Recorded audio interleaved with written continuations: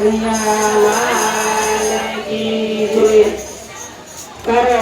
કે આપણે કહેવતમાં છે ને કે ઘેરે ગંગા આવે ને એટલે આપણે મોઢું ધોવા જવું. જો તમારી ઘેરે વૈદ્યાધીશ તમે આનો ભલે ભલે ગણો ને તો આનું કોઈ ભેગું નથી થાય એટલું આની પાસે પુનાઈ પડી છે. કારણ કે અહીંથી તમે જોવો કે બધા મોટી ઉંમરના છે, બધાને પગ હાથ સતાઈ દુખે છે, પણ તો એટલી સેવા કરે છે, એટલા ભગવાનનું નામ લે છે. એટલે હમણાં તો ઉનાળામાં લગભગ આવી સ્થિતિના સત્સંગ આવે છે. અમારે સત્સંગ અહીંયા ઘણો હારો અને ઘણા હારા ગીત ગાવાતા, પણ અમે ધીમે ધીમે બધા સામાન્ય ગીત ગાયા છે. કારણ કે આપણે થોડોક માહોલ રોવામાં ઉયો ગયો હતો એટલે અમે ધીરી ધારણના બધા ગીત લીધા છે.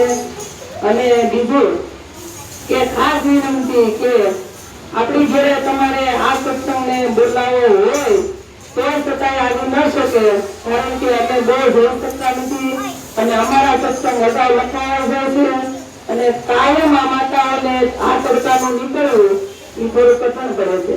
કારણ કે તમારી આશે આવી એટલે 3 કલાક તડકાનું હાંચવું પડે. બધા કહે કે સત્સંગમાં તો જવાય, પણ કેવું વહેલું છે અને કે કરવું બહુ અઘરું છે.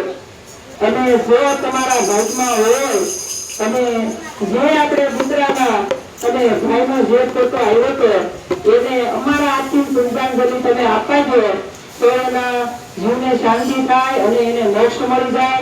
કારણ કે આ બાના ભાગ્યું છે એટલે એના હારે હારે પર એને શ્રદ્ધાંજલિ મળી જાય. તો તમને ખાસ નમ્ર વિનંતી, બહેનો હોય ભાઈઓ હોય એની પણ બેન હોય એના કાકી હોય એ રડતા હતા, બધા બેન કાકી ને બા એવી રીતના રડતા હતા.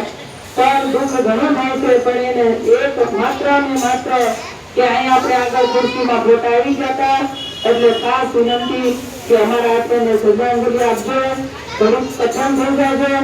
કારણ કે જયારે તમે એને વિદાય કરી છે ત્યારે તમારા અહીંયા પાછા છે, તો આજે તો ઘણું જૂનું થઈ ગયું છે. તો અમારા આત્માને શ્રદ્ધાંજલિ આપવા દેજો. અને બીજું